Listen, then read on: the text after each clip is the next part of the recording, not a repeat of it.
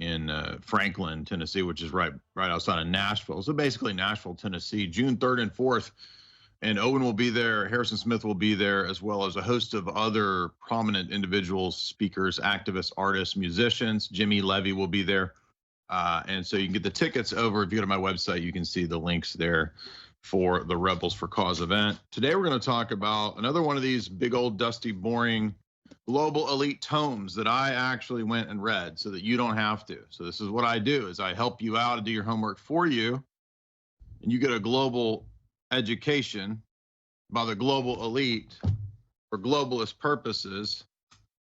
Well, not for globalist purposes. I said that wrong. You get a free in the writings of the global elite at an international globalist level for anti-globalist people. Fritjof Capra is important because he's one of the green guys, right? He's a big promoter of the green agenda, the climate stuff, and getting back to so-called indigenous earth religions, indigenous attitudes towards living in harmony with nature, this kind of stuff, all of which kind of sounds neat on the surface, but actually is promoted by a corporate agenda.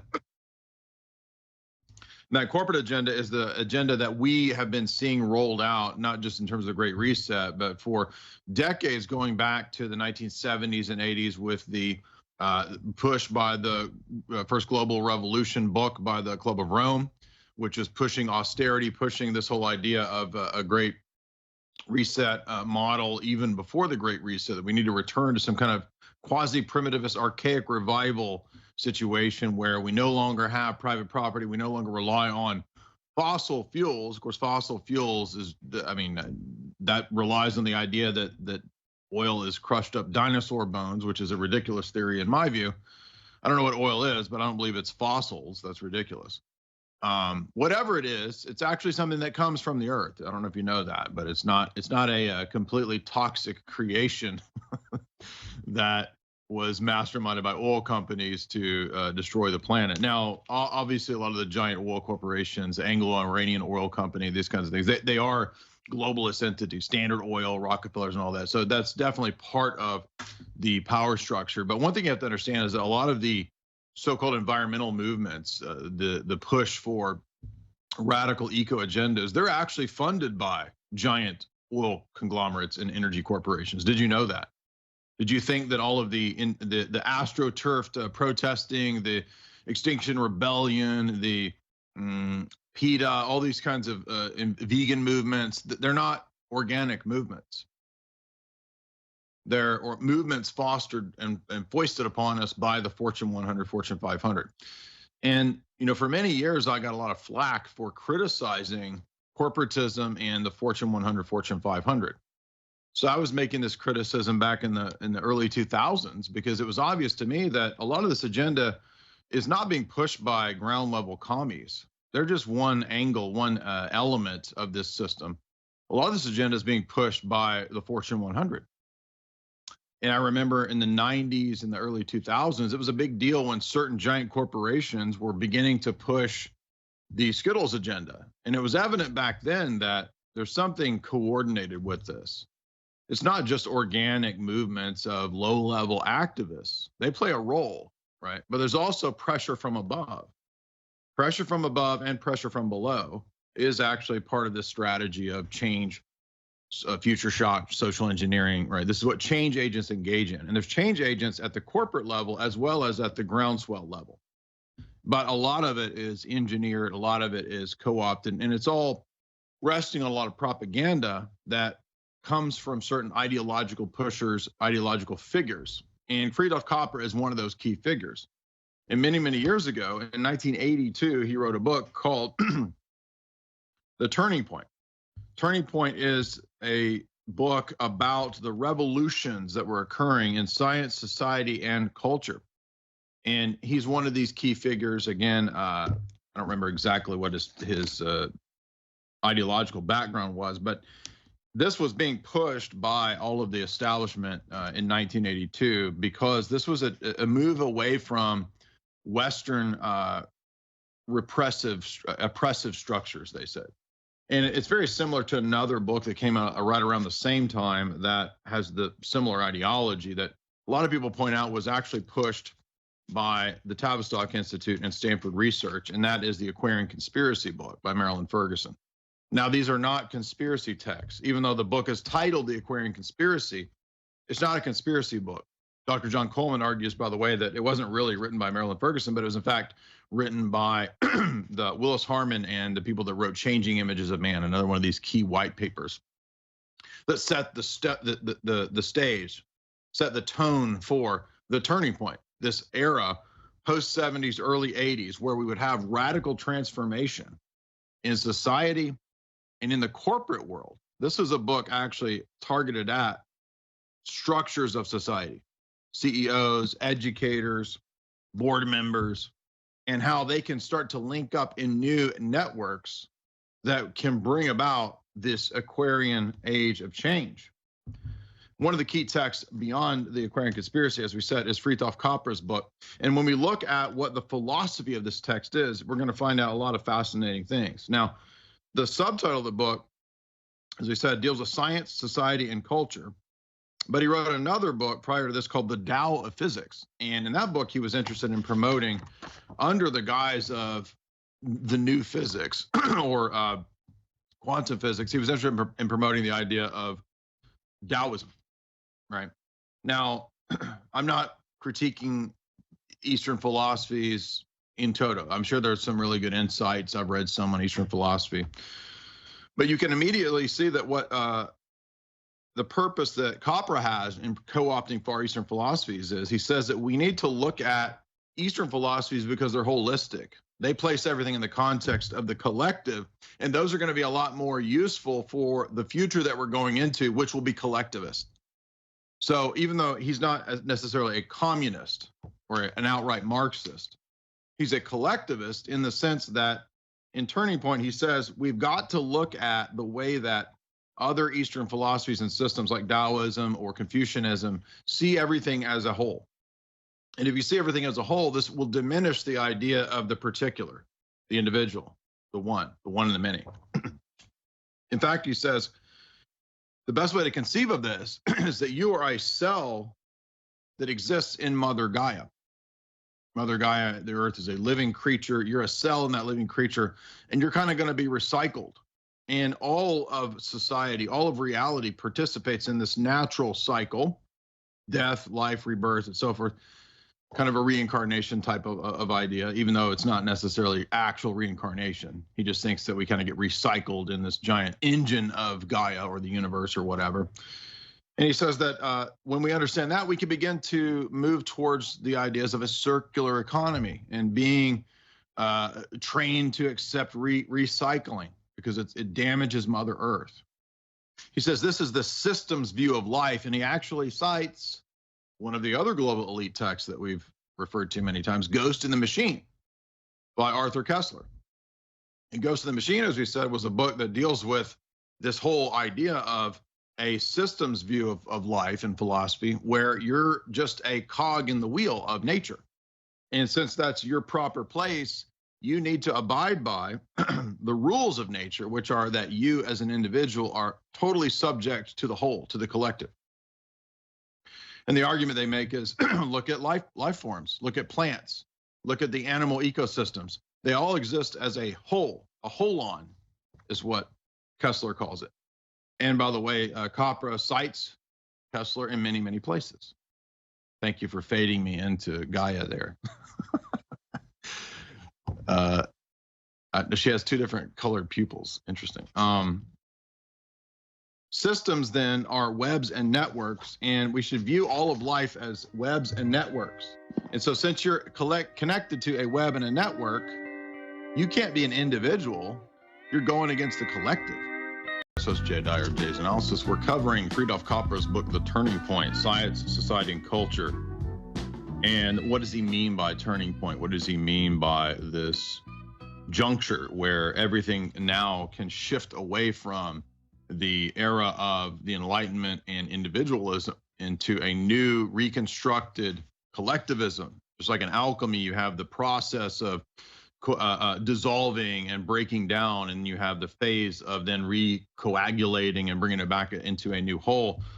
That's essentially what he's talking about. And he actually goes into citing some of the mystical Eastern texts. He cites the I Ching, and he says that this time of decay of the last several centuries of male phallic dominance and colonialism and this kind of stuff, this will go away because now we're at the turning point. He's appropriating the quote, I'm saying, to mean this, where there will be a new movement. This new movement will arise spontaneously, naturally, resulting in the transformation of the old. Change, hope and change. Change, transformation, turning point, change. Always slogan, slogan, slogan. Never any real clear analysis of, is it always good to change? There's the assumption that change itself is good. Well, can't we change for the worse? Why is change itself necessarily a good thing? And he says, well, let's explain why things are changing and what direction we're going. And he begins the book by saying that we're in a period of crisis, and crisis leads to transformation. And the crisis is always the crisis that the global elite have either fostered, invented, or have made up. The crisis is overpopulation. The crisis is nukes, nuclear war. The crisis is the environment being destroyed, the A-bomb. But at the same time, when you read Bertrand Russell, for example, he says he takes credit. The elite invented all these things. We created all these things. We're so smart. And by the way, you're guilty. It's your fault that we have these world-destroying weapons and dangerous to the environment. So we got to get rid of everybody. That's the logic here. Now he mentions a few things that are also, again, actual dangers. He says that, for example, the military-industrial complex has arisen as a frightful power. But do you not realize that the military-industrial complex is actually behind the push for the Aquarian conspiracy? That's who's behind this. Stanford Research, Wallace Harman, Changing Images of Man. Stanford Research is part of the establishment military-industrial complex. He says, yeah, but the ecology, the systems of ecology are now destroyed by air pollution and global climate change. He says that look at GMOs, genetic modification. Well, who's behind GMOs? It's not the people that are behind GMOs. It's gigantic multinational corporations like Monsanto, et cetera. But he's saying that we are all collectively guilty because of these ridiculous mad science projects of the mad science elite that run the planet for the Fortune 100 and the international finance elite. He says that, look what just happened in the 1970s. We had an energy crisis, and we had that energy crisis because we're on fossil fuels. And he says that another problem, that the reason we've had this energy crisis, I kid you not, he says, is because of patriarchalism. Patriarchy, it just wants to rape nature. It just wants to oppress women. And if we just had more feminism and equality in society, we wouldn't have the military-industrial complex. I mean, this is just ridiculous. Then he goes on to cite actually something that vindicates what we were talking about with Dr. John Coleman, was the references to civilizational patterns, Arnold Toynbee and Oswald Spengler.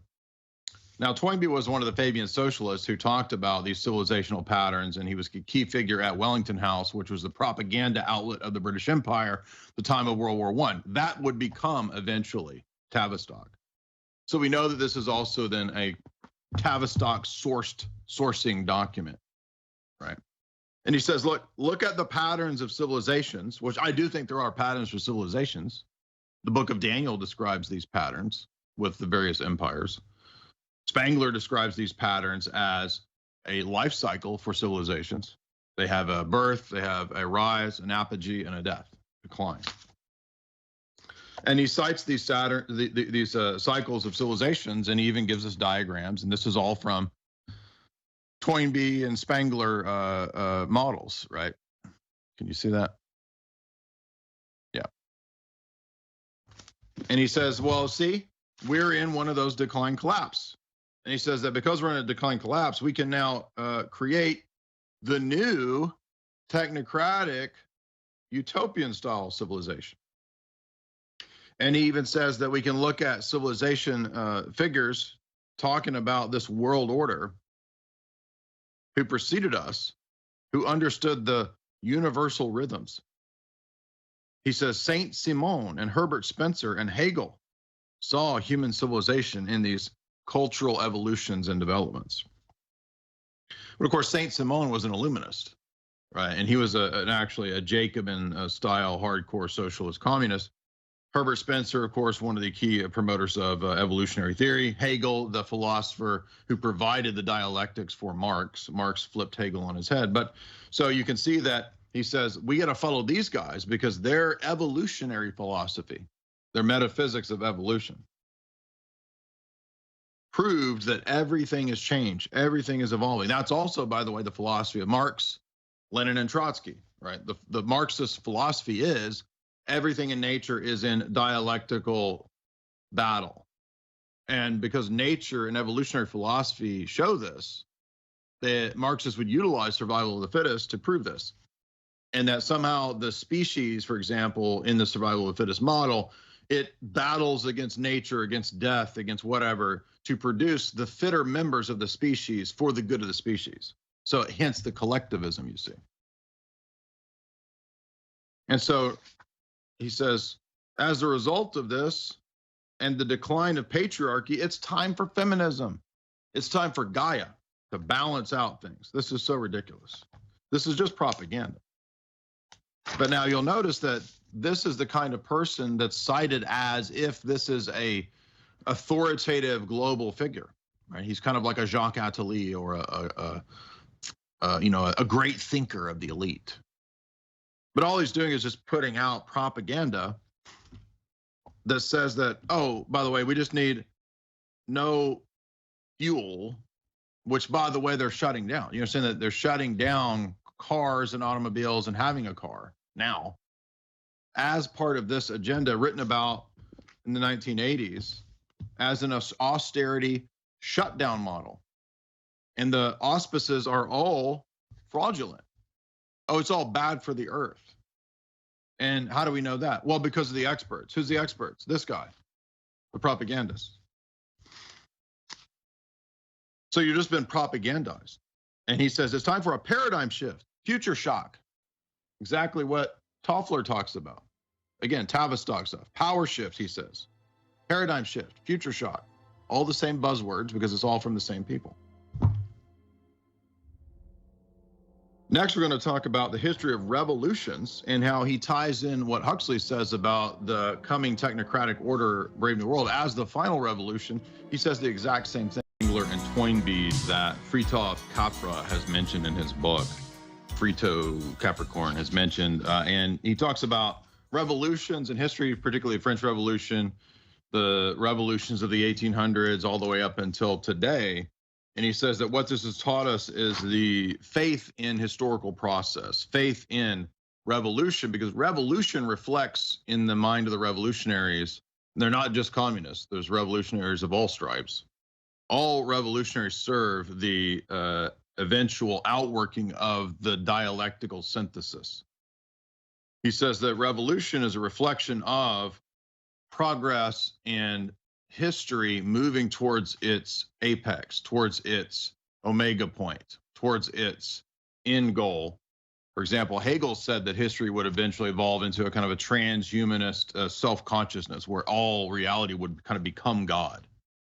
And so being, which is stasis or fixity or immobility, is always in a battle with becoming and flux and change in the history of philosophy. But what he's saying is that what we've learned is that no, in fact, reality itself is all pure change, pure flux. And so they're really repeating the ancient philosophical systems that everything is flux, right? Heraclitus. And that's why even the Marxists themselves, I think it's either Lenin or Trotsky, would actually said, I'm just repeating the ancient philosophy of Heraclitus, which is that everything is in permanent, perpetual flux. In other words, nature itself is revolution, constant revolution. And thus, nothing is actually true. Nothing is actually objective. Nothing is actually certain. Everything is is subject to constant flux and change. And he says that this is dialectics, right? And dialectics is what Eastern philosophies were always teaching.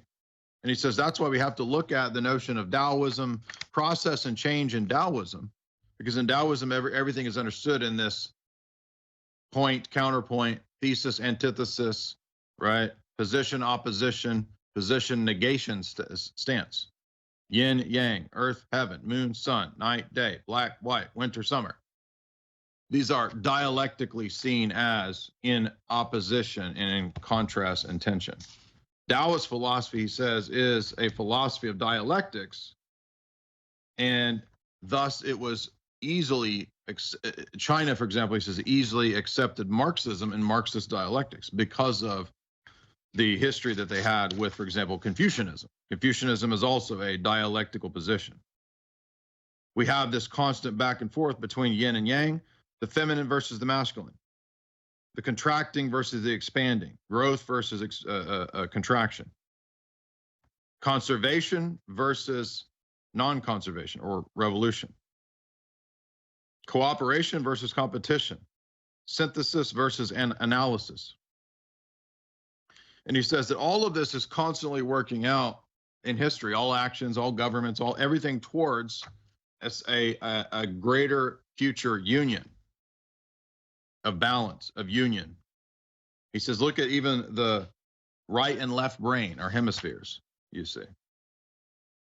Then he goes back into history and he says that the history of Western philosophy was just really one position, one limited positing of a position that was true for that time. But in the greater whole, it needs to be now negated. All of Western civilization needs to be negated by its opposite. And by the way, Marxism believed the same thing. That is Marxism.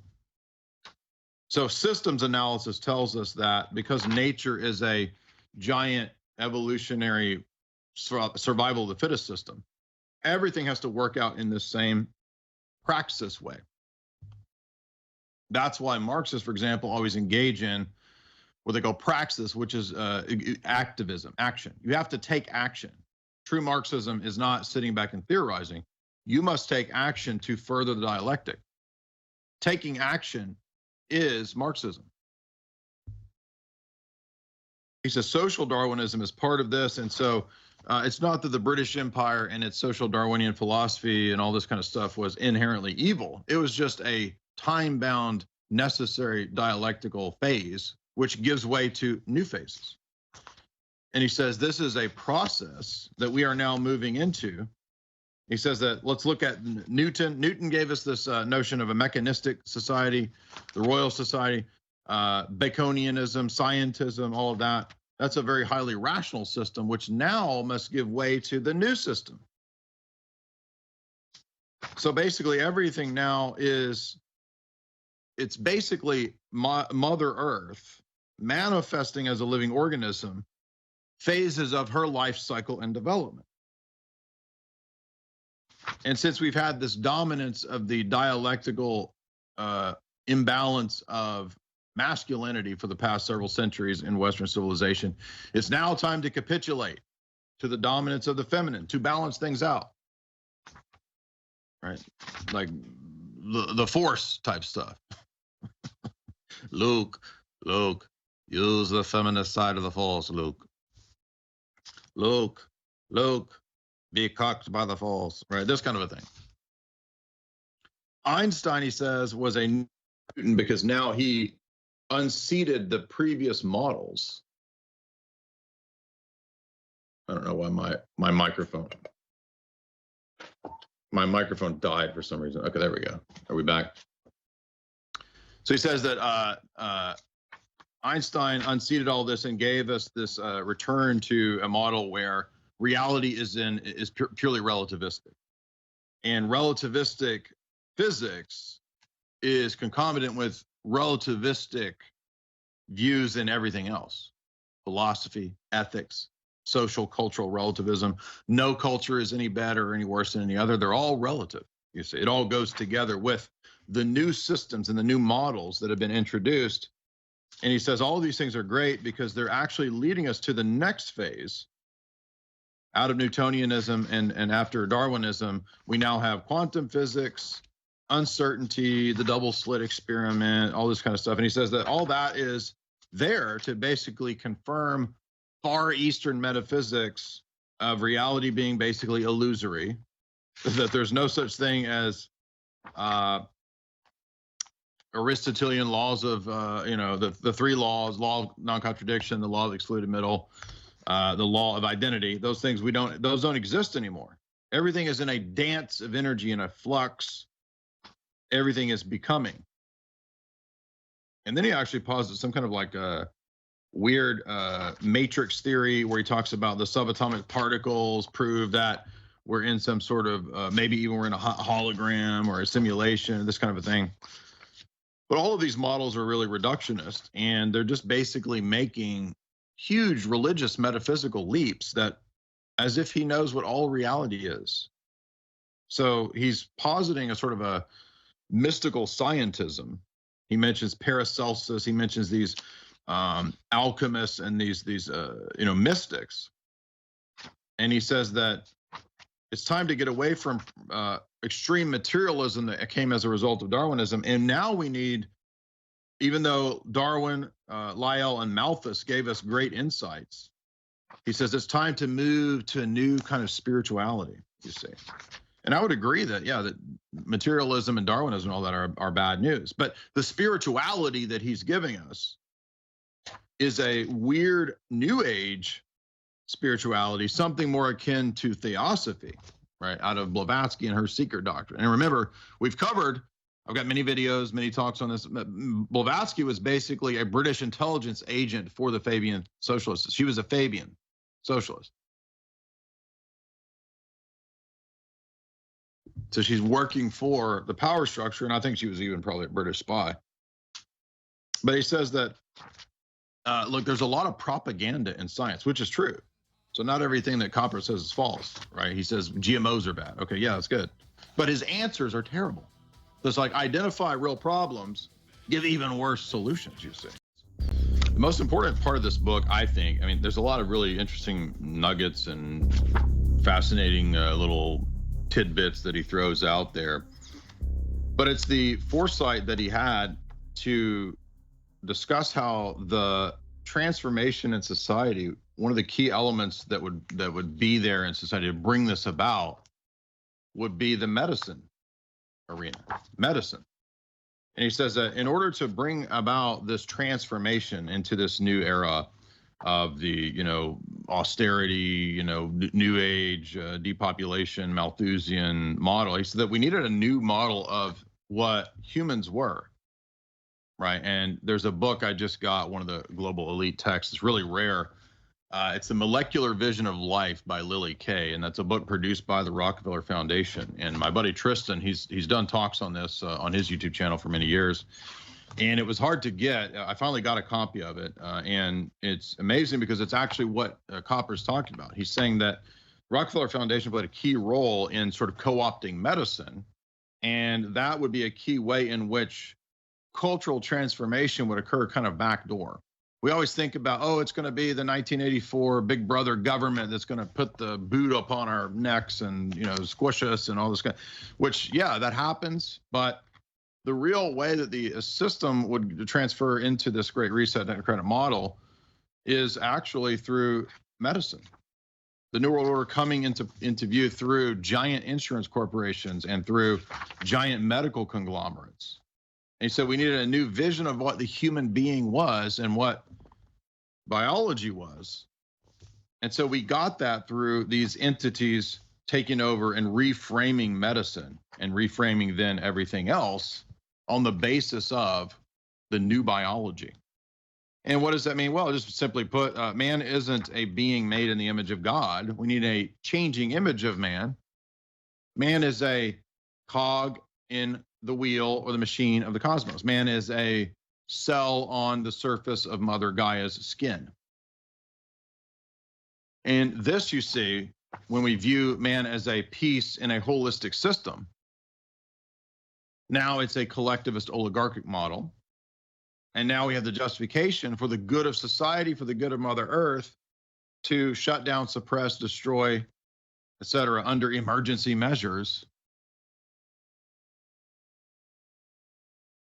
growth,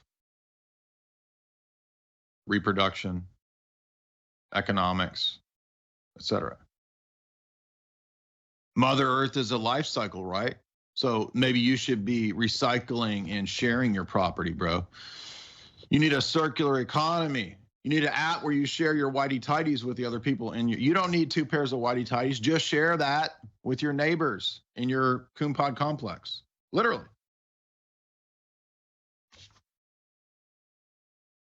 You see, everything must be reformed and changed. It's no different than what the Great Reset is about. These are the same people in the same circles with the same plans.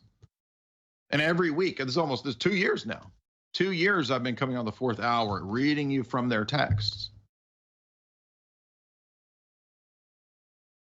The new age requires, Capra says, a new economics. This will be an economics of integrated systems, recycling, a circular economy, right? Ida Alkin, buddies with Klaus and all them, the World Economic Forum, she gives TED Talks on circular economy. We need to recycle.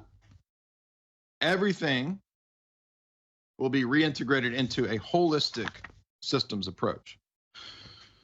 What's the dark side of growth? Well, growth can't go on. It must be stopped. It must be halted. We need limits to growth. That's their phraseology, terminology. That's their white papers and documents. Limits to growth in all areas: economy and population. In fact, some of these people have posited since the 1970s, ZPG, zero population growth. Growth must cease, he says, because we've learned through the study of nature that beings in nature don't continue to grow, they die. So you must accept this death process. It's a death cult. And you must be willing to die for the holistic system. Holistic health, holistic ecology, holistic systems analysis. He says all of this will undergo radical change. Now, by the way, I'm not opposed to holistic organic food and health. That's not what he's talking about. He's saying that health movements, which are getting popular in the 1980s, right, eating fresh food, this kind of stuff, which is all great. He's saying that needs to be utilized and co-opted, exactly what Alvin Toffler said. Toffler said, we will tie the vegetarian and vegan movement into political revolutionary social movements to eventually control people's diets. And Toffler cited Plato. And here he is citing the systems view. This is directly from the Arthur Koestler book, The Holons. Goes to the machine, discusses systems analysis of nature. And you see everything in nature as part of a holistic system, so therefore you don't have individual rights. That's the logic of this.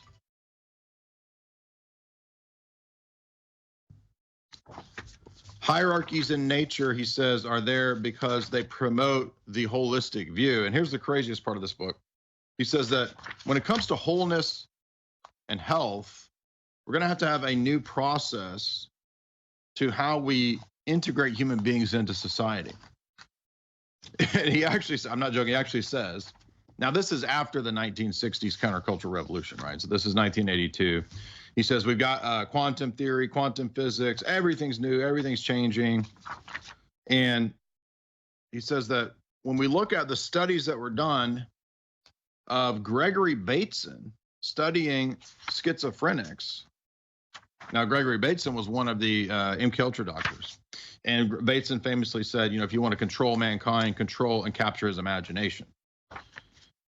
And he studied families and schizophrenic members of families and whether this might be genetic. And he actually says schizophrenia is not a bad thing. In fact, maybe there's a kind of a mystical interplay that's a good thing for dissociative states. He says mystics in societies, shamans, Well, they are basically like schizophrenics.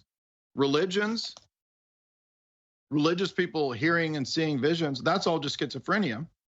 And maybe they play a key role in society. He says, why don't we have initiation ceremonies that initiate people into a kind of a shamanistic new religion?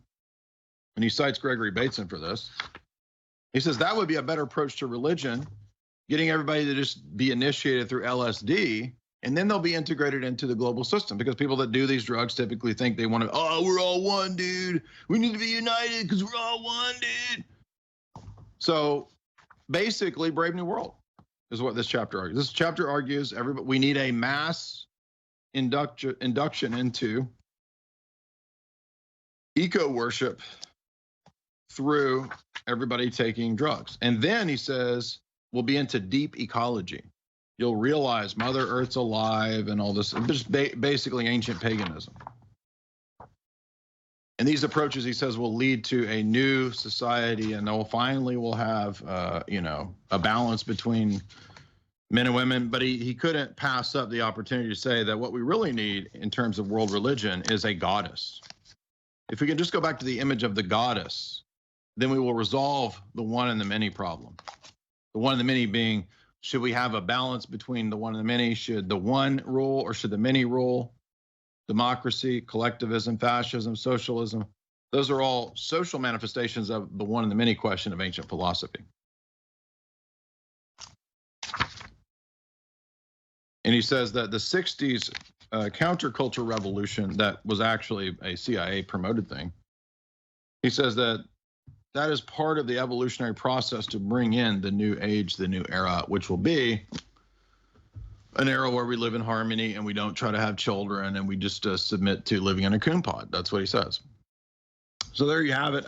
Yet another text where we find out that Brave New World was not a fiction thing. It was not the random musings of some fringe academic literary nerd. No, they were part of a structure, a superstructure, a superclass that writes many, many, many super boring books that lay all of this out as the actual plan and where they want to go. How many times does it have to be shown to you from their own text that it's a coordinated belief and agenda? Now, I want to remind you guys, head on over to my website.